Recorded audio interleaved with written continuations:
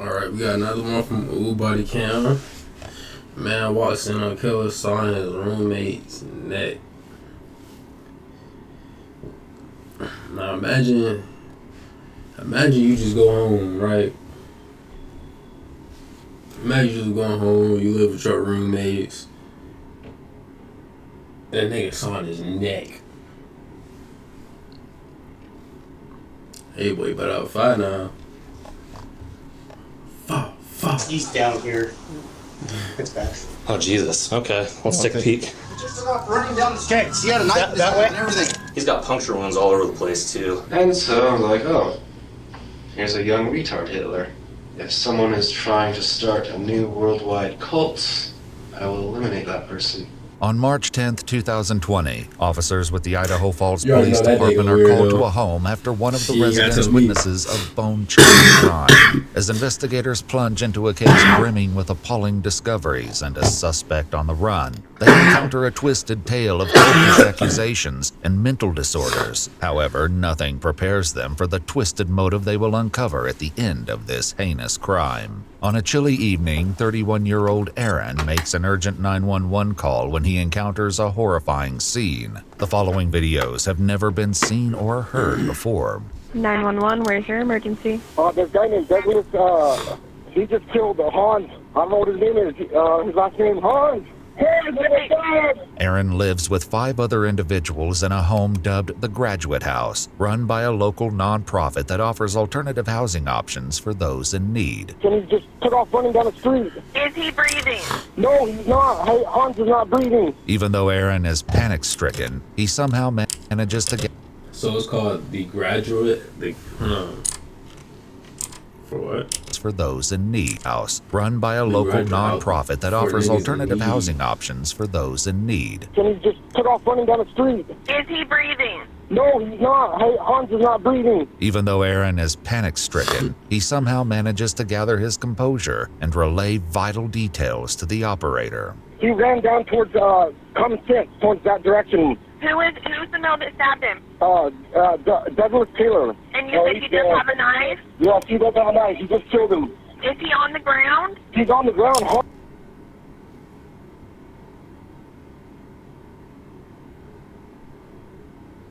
Where do you think he at?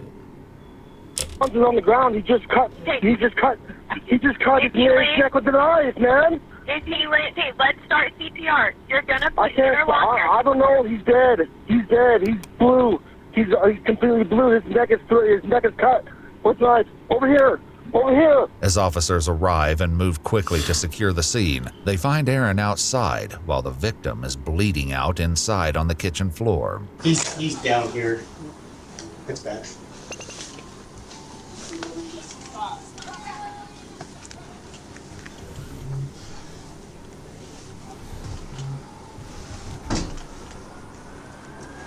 Nine zero. Myself and 1-7 are clearing the house. Good. Ready?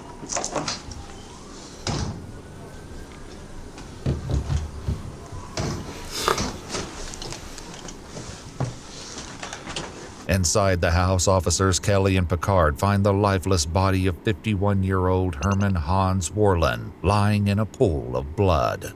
We got a back door. Running down the street. Okay, just hang out here. It's Common Sense. He had a knife That way? and everything. So who's the guy? Do you know the guy? Yeah, Ben. Talk to me. Talk. Here, just talk to me, man. Douglas Taylor just killed Hans. The dude, he cut his throat with a knife. I need you to stick with me, man. If we're gonna find this guy. Who is he? His name is Douglas Taylor. He has brown hair, it goes over his eyes, and he's wearing a brown jacket and a brown pants with brown boots. He ran off towards Common Sense with a knife. Bro, his shit fit. Damn. Okay. I woke up, I was asleep. I heard him fighting. He goes, no, stop, please. Look at that brown. That's all I heard. I came upstairs and he was laying on the floor with blood all over him. Okay. Connor? Where's he at, Aaron? He's right here, but hey, wait, come this way. Come this way, Connor, this way. This way. Hey, do you want me at the bathroom front here? Just hold on. Hey, go grab the airway bag. Okay. Oh Jesus. Okay, let's take a peek. Okay. Just try not to Yeah, touch I got her. you. All of the fire units incoming can slow down. Even though all hope appears to be lost for the victim, Hans, paramedics continue to check on him. Watch where you stop, please. You step right back out then. Okay. So, he's right there. Let's just clear this real quick. I'll tie this room on the left. If you want to hold forward, Karen. Looks like it's a bathroom. There's a shower curtain. I'm gonna go in. Okay, shower's behind the door, so I can't see. Clear. Back upstairs, paramedics huddle over the victim to document the injuries. Hey, Maddie. Yeah. You want to come here and witness? We're trying to get a 4-lead here. Parkinson wants a 4-lead ran, so Parkinson just wants a 4-lead ran. So just so he's got puncture wounds all over the place too. Yeah. They just staring at it. It's working. Oh, it's working. Come on. Doing the whole deal? Hey, you have a work phone on you? No, I'll go grab mine. Yep. In an unexpected twist, Hans Worlin, the victim everyone thought was dead, has a pulse. As officers hurry to photograph the crime scene, paramedics act swiftly in a desperate effort to save the victim's life. Are you a Roblox fanatic? Microsoft Rewards has a brand new way for you to earn. Here, I have to start taking pictures quick, Peter.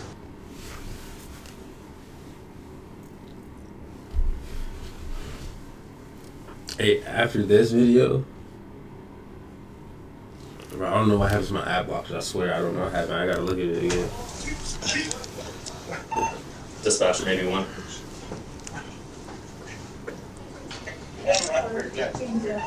Call her right advise we have a full trauma activation. We have an estimated 35-year-old male, cardiac arrest. He is in PEA. Chet, I think we just move him and just get him out of here. I think it's our best bet. I'm gonna keep talking to this guy real quick. Let's get You want to towels on the logistically organize them? It's coming out of the back of his head. Dude, you already know the person that did it. He already looked like it. You already know that nigga a fucking weirdo, bro. Like, it's freaking. God damn it. Dude, I don't know. Keep going, keep cranking. How much you want to bet over some dumb shit? Keep cranking. Yeah. Oh, God damn it.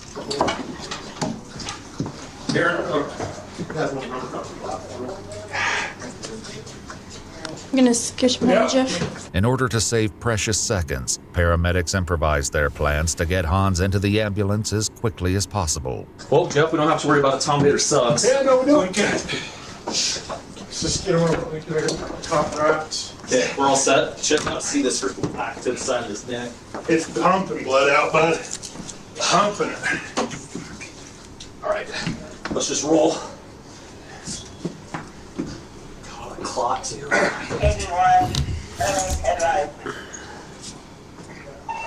Pull that arm. Let's get it squared out a little bit. What changed? He's got rhythm or what? Yeah, he's in PEA, dude. Okay. Boys, you ready? Okay. It's just gonna drag. Yep. His legs, you got enough south to get him up. Alright. Watch his hands. I know, I'm trying to do the clock machine.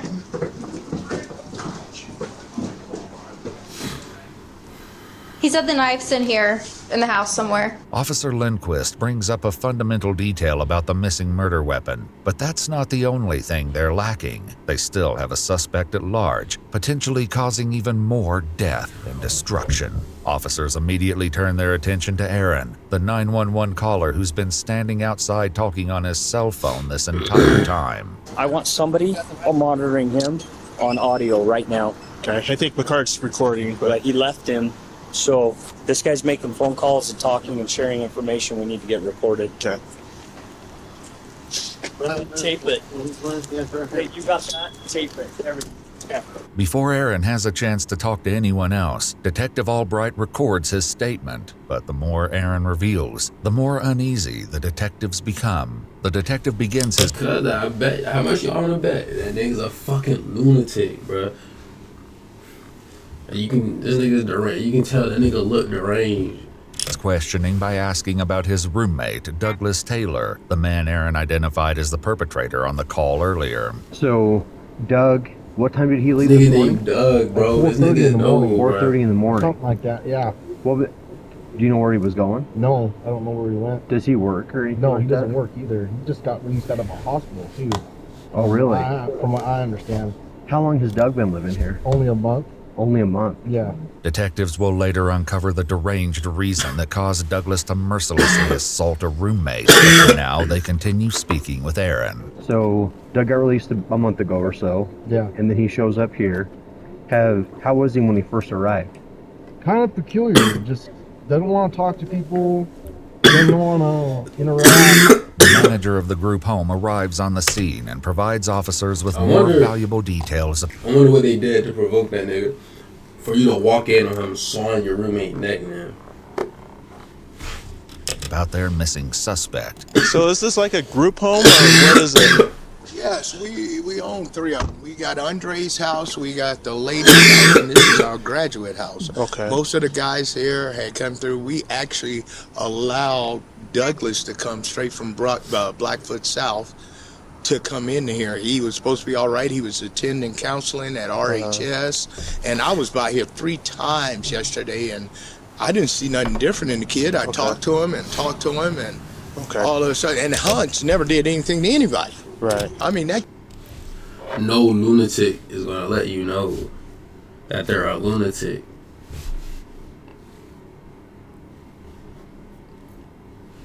But wait, he's not gonna act no different way because he already is who he is. He's not gonna act no different way. He's already the person he is. There's no point in even like you shouldn't think about that. He is his normal self. That's him normally doing what he doing.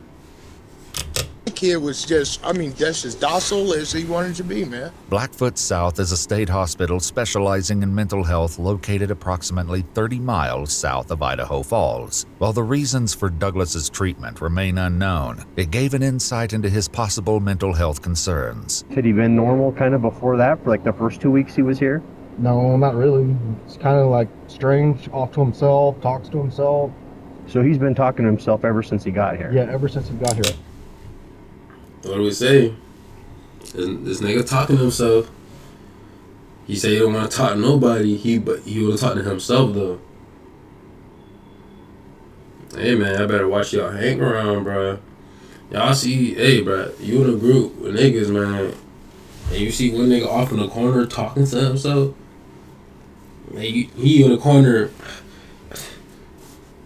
Hey man, y'all better watch y'all back, though. That nigga plotting on you with himself. But he started laughing to himself recently. Oh, just in the last... He already knew he was about to do it. This nigga had a thought in his mind. This nigga, he found it hysteric that he was about to kill you niggas, bro. Hey. You tell me you saw that nigga laughing to himself and you still around him? No. Last 3 days. Yeah, just in the last 3 days, yeah. Do you know what have you overheard what he says when he talks to himself? No, I don't listen to him. I don't listen to him. What about when he's laughing? Does he say anything specifically? No, he just mutters stuff that you can't hear. What Aaron recounts next will leave no doubt. Bro, obviously like a schizophrenic or something. He obviously got some mental illness if he doing all that to himself. You already know that nigga was plotting, bro. Out as to the manic brutality of the events. That's when I heard them scuffling or fighting upstairs, and I ran upstairs.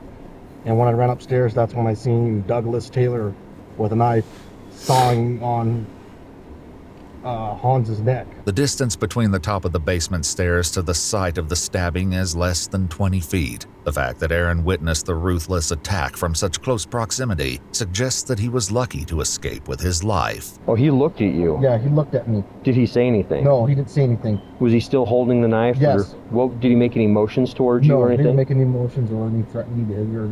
I would have fought it back, man, if I would known. So Hans was on all fours, on his knees, and with his hands on the and ground. he said, "No, stop, please." I heard him say, "No, stop, please." The crime scene photographs the officers raced to document earlier offer frightening proof of Aaron's detailed account. Remember what kind of a knife it was? It looked like a kitchen knife. Like a kitchen knife? I'm not sure, but they found that there's a red knife laying on the floor in there in the living room that might be the knife. I'm not sure. But it looked like a kitchen knife that it had with a brown handle on it. Do you remember if it had a serrated edge? Or Yes, it had a serrated sawed edge. Oh, that makes sense because you used that phrase, he was sawing at his head. Yes. Or on his neck. Wow. The description of... So he didn't use any regular knife. He used one of them sawed knives. Hey, we're going on a little field trip.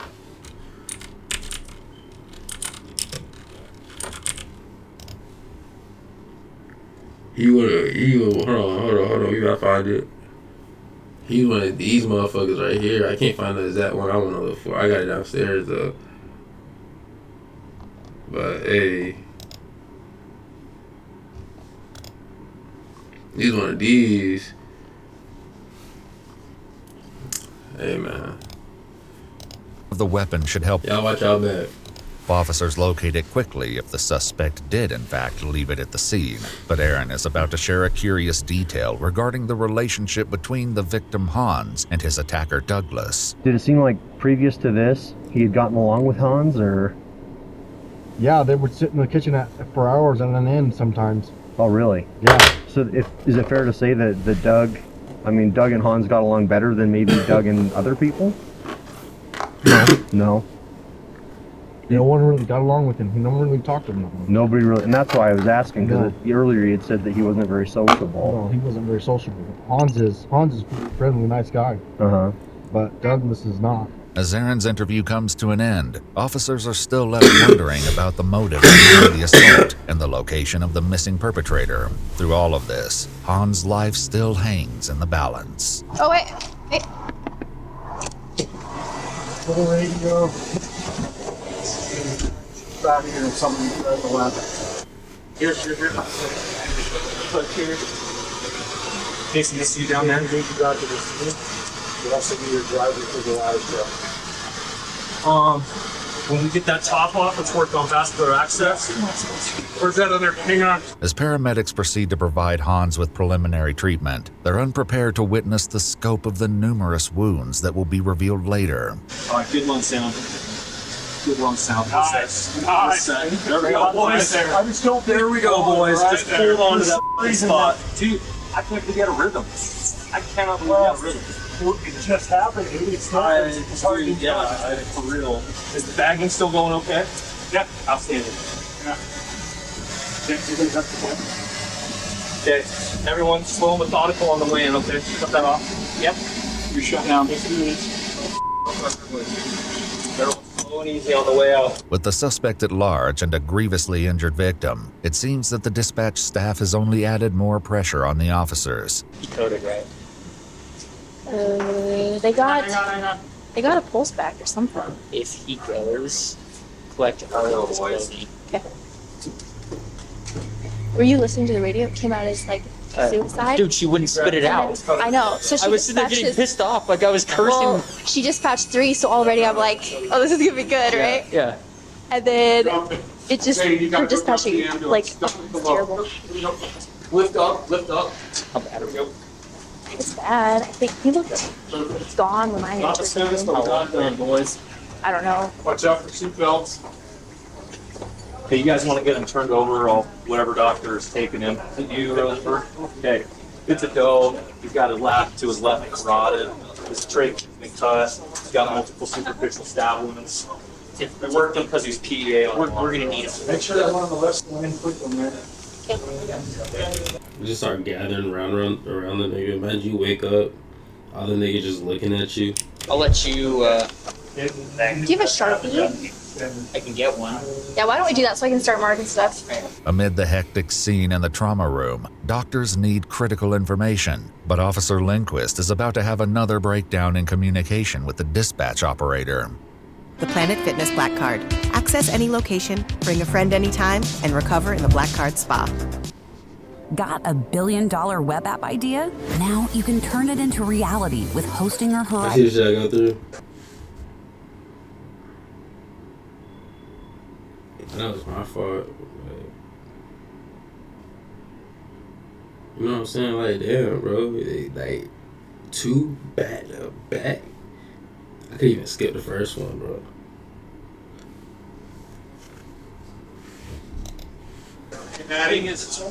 When did this come in? Dispatch, can I get the time of the call for the stabbing? They'll tell me in a sec. 2-2, can I get time of call for the hospital? You mean the time that you were on scene there, or the time that we notified him of the call? The time the call came out. Are you on main? Yes. Charlie, I don't know how hard it is for anybody to look at the time the call came out and tell me that. Well, you didn't go across that time. 2-2, any unit with a computer in front of them, can you please advise the time the call came out? The hospital needs that. 2-2. The call came in at 22:25, and I'm not sure what other time you're asking for. It was 22:25. Charlie hates. She does. But she also. Is that like 10:25? This has been ID or what time is that? Nope. It's been pretty stressful. Miscommunications notwithstanding, doctors learned that the call came in 43 minutes prior to the time relayed by the dispatch operator. As the medical team does everything they can to save Han's life, at the house, officers gathered outside and discussed their impressions of the crime scene and the possible location of their suspect. Did you go inside at all? Me? Yeah. Pretty bloody? Yeah, he was bleeding out all over the kitchen floor. So you did? He looked dead to us. We didn't go any closer to him. We cleared the top floor, and then we backed out. While officers might have secured the scene, it is clear that they need to quickly widen their search if they hope to have any possibility of catching the suspect. 2-7, we're clear this now. We're going to be, correction, I'm going to be canvassing the businesses east of the canal. Adjacent to this canal sits a large shopping center where officers will make an unexpected discovery. 2-4, it looks like there's somebody sitting right next to the stores to your west. 2-7, we have our suspect over here on the back of Albertsons. Officers converge behind the Albertsons, approximately 3/4 of a mile from the crime scene, and find their suspect sitting against the east side of the building. When officers ask what his name is, he replies, Douglas Taylor. Yeah, but it's got blood on its hands. The weapon. The weapon. They said the weapon he left there. 9041. Your suspect is saying the knife is there in the house still. The suspect is saying that the knife is still in the house. Even though Aaron originally reported that he saw Douglas fleeing from the crime scene holding a weapon, detectives identify a blood-soaked knife lying on the floor in the living room and get Douglas to the station without incident. All right, step in there, go and take a seat. Throughout his detainment, Douglas has appeared eerily calm and cooperative, but to get a full picture of the savage attack, detectives need to interview him. However, even seasoned detectives are not prepared to deal with the suspect as unsettling as this one. We're gonna do it. Right there. You want some water? Yeah, actually I do want water. There you go. After reading him his Miranda rights, Detective Schwicht cuts straight to the chase. Can you tell me what happened tonight from your side of things? I'm the one who did it. Okay. Can you tell me why? What happened tonight? I'm not sure how to explain why I did it. Within the first few minutes of the interview, Douglas confesses to the attack. However, the motive behind his actions will remain a mystery that investigators have yet to resolve. I don't know how to explain it using regular terminology. Okay. In your own words is fine. I'll ask questions if the things I don't understand. I was thinking that probably something happened tonight, or maybe it's an ongoing issue that got you really mad. I wasn't angry. Okay. I have a I told y'all this nigga the range. Yeah, don't listen. He said I was angry. That nigga did it for fun, bro. He did it for the thrill. system of metaphysics which would give you some insight into why. Can you explain a little bit? Can you just explain to us what exactly happened? I brutally stabbed to death that man in the kitchen. It should be noted that Douglas doesn't know that Hans still clings to life and casually reveals a morbid series of events. Based on what happens later, everything he says will be called into question. You said it should have resulted in death. If he survives and pulls through, is that going to be a problem for you, or? There was no chance of survival. Did you make absolutely certain that the way you stabbed him was definitely going to kill him? Where did you stab him on his body? Because I haven't seen this guy. Oh, I slit his neck open. He should have bled out completely. Did you stab him more than once? Yeah. Were you really mad at him? No. Sorry, I guess I asked you that before. I mean, when you're doing it, you have to do it in a precise manner, of course. You know, and like if he's going to defend himself. This nigga's talking about cutting a head off in a precise manner.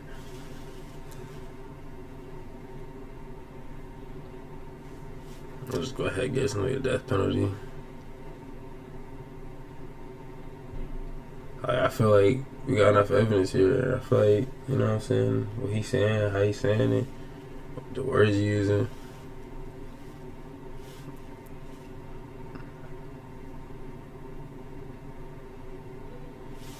This nigga's cooked. Or try to talk back, or try to prolong, then it becomes more incremental until you just finally make the final kill wound.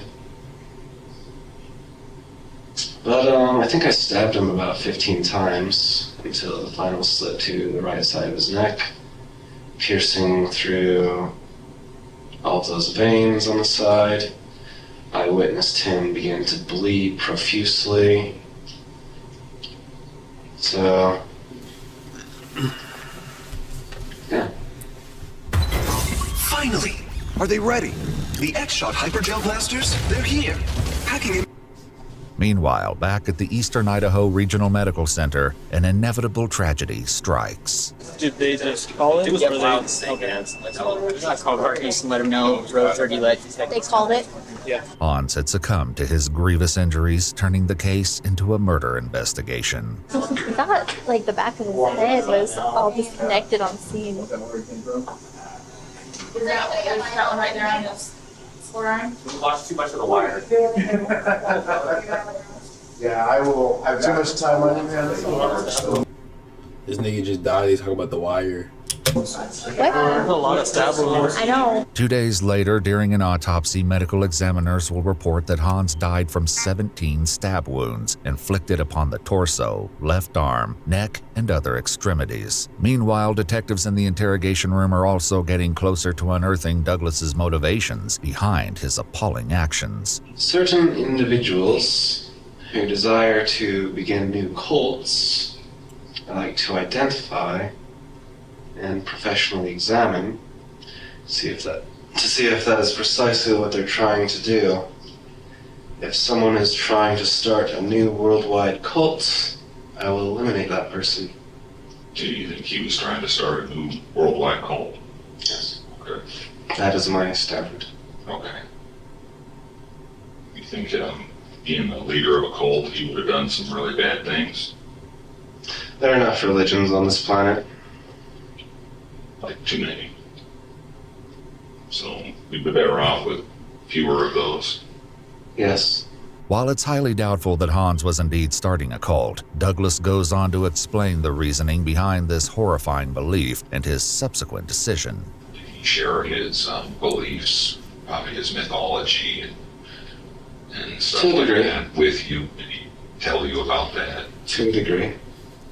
You tell I'm an atheist and I don't tolerate proselytizing. Was that what he was doing, proselytizing to you about his beliefs? Strangely, yes. Man trying to start a new cult. Not the right idea. Tries to reduce all of the world religions to some German mythology. Makes us think like, I don't know, people who understand some mysterious concept are the true rulers of all the different nationalities, religions, and peoples. And so I'm like, oh, here's a young retard Hitler. As the interrogation comes to an end, the detective has one final question for Douglas. After stabbing a guy like this, what do you think would be the right thing to do with you? What do you think the police, the law, the judges, all these people who sit and make decisions about all this, what do you think is the right and appropriate thing to do? Not sure,